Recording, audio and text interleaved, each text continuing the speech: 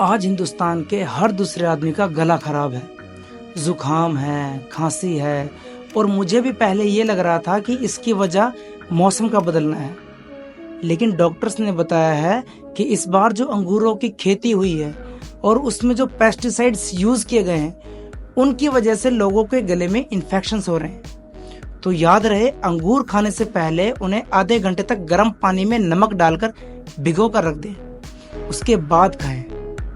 और इस वीडियो को, इस जानकारी को ज़्यादा से ज़्यादा लोगों में शेयर करें। Thank you.